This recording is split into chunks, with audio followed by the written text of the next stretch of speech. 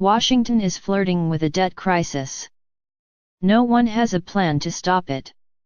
Washington, CNN, the U.S. government is hurtling toward a potential financial crisis, and no one in Washington seems to know how to stop it. As lawmakers trade fire over contempt votes and impeachment, there's been no progress toward reaching a budget agreement or extending the federal government's ability to borrow before September, when the money runs out. That's raising the ugly prospect of more than $100 billion in mandatory cuts as well as an unprecedented default on U.S. debt, a situation that could trigger a worldwide economic catastrophe. It's a mess everyone knows is coming, and yet no one seems to have a plan, at least at the moment, for averting disaster. It's one of those cartoonish anvil overhead moments, one senior GOP congressional aide told CNN. We all look around knowingly like, man, we're about to get crushed by this, but nobody's really sure how to get out from underneath it right now. Even the battle lines aren't totally clear at this point. There's brewing frustration between President Donald Trump and congressional Republicans, as well as questions about what House Democrats will agree to.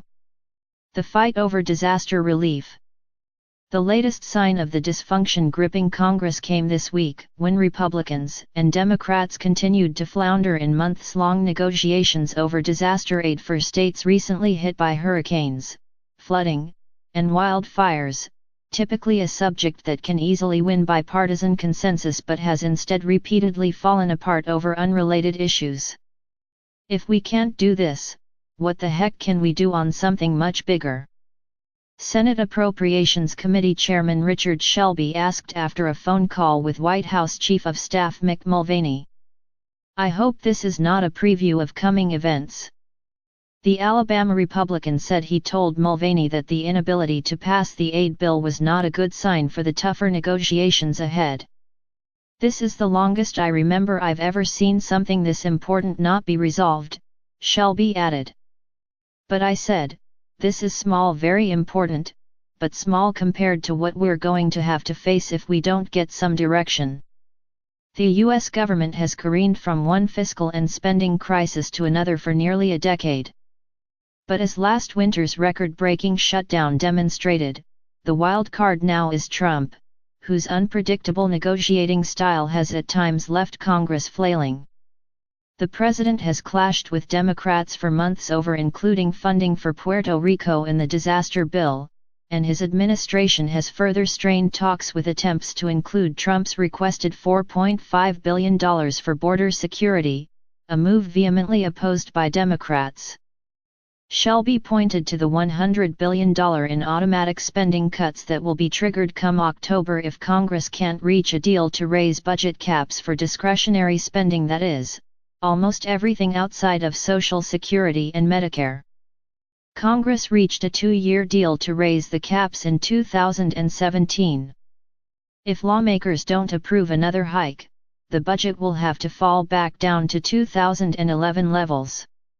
Deadlines can drive deal-making. Lawmakers, and specifically the top appropriations members in both chambers, have wriggled out of impossible negotiations before, generally managing to pull proverbial rabbits out of their hats at the last moment. And, despite the winter shutdown, the 2018 budget process was the most successful in decades, with more than 75% of the government funded through a regular process before the end of the fiscal year. Unlike the disaster aid package, the spending and debt ceiling negotiations come with a hard deadline and hard consequences for failing to meet it.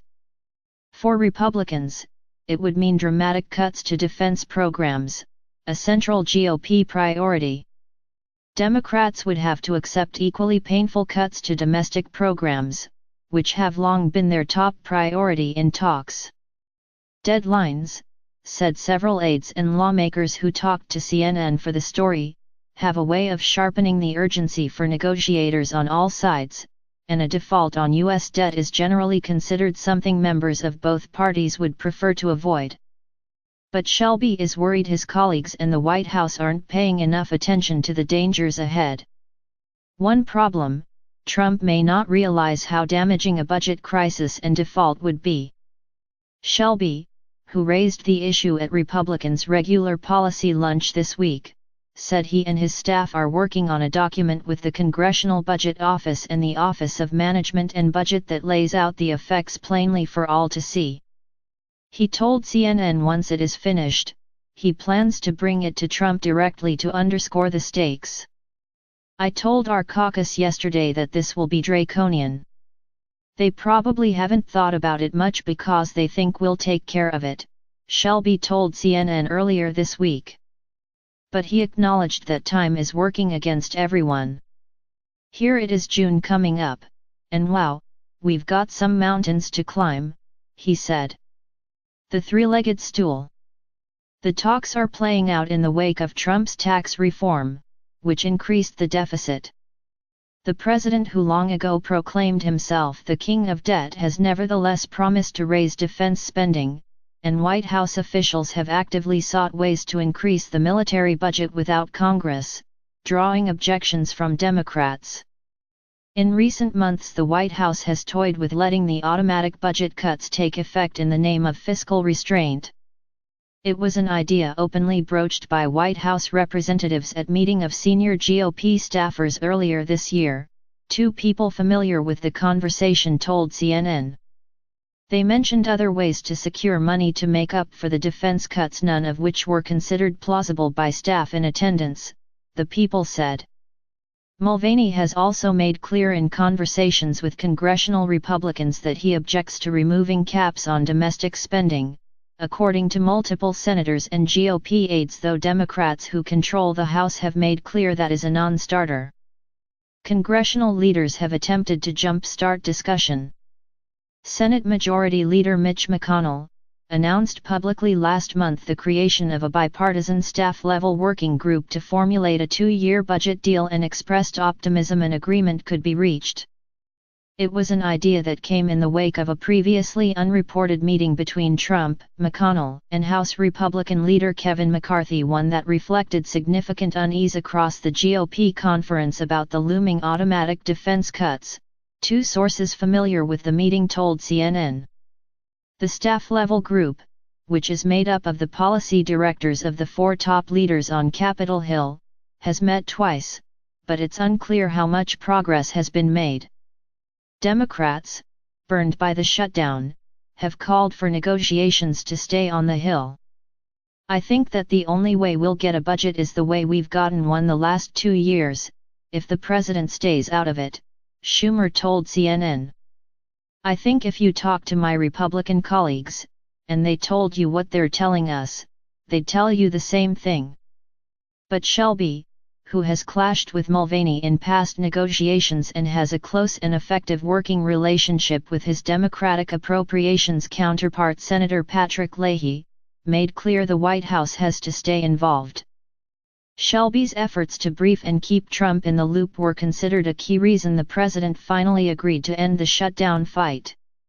We've got a three-legged stool, Shelby said.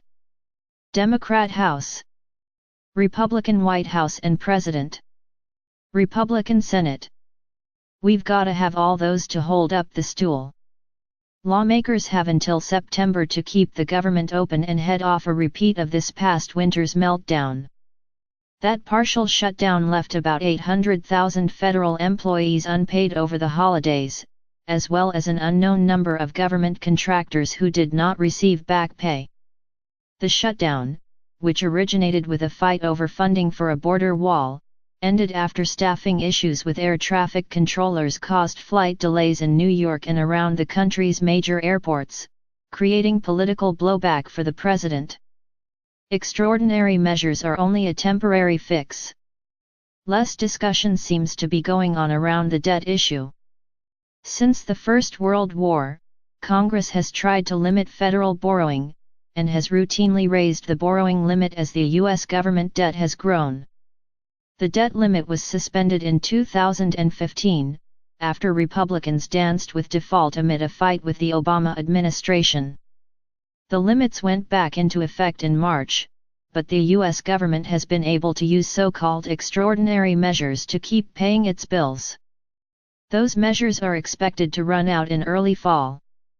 Treasury Secretary Stephen Mnuchin has called for lawmakers to raise the debt limit as soon as possible, but lawmakers have so far been unwilling to give up leverage over hot-button issues like immigration, though top Democrats have also indicated they're unwilling to risk U.S. creditworthiness. America is not going to welch on its debts and what it owes. So I think we ought not to use that as a political issue, House Minority Leader Steny Hoyer said Wednesday. But, and this is a big but, we need to avoid a crisis of shutting down the government as happened under the Republican leadership in the last Congress, which bled over to this Congress. As a result, I am urging that we do both in a bipartisan, constructive way. Asked whether that meant he wanted to deal with the debt limit alongside appropriations legislation, Hoyer said he was open to any approach that would get a deal done. Representative Tom Cole, an Oklahoma Republican, said Shelby's warning should serve as a wake-up call for both chambers.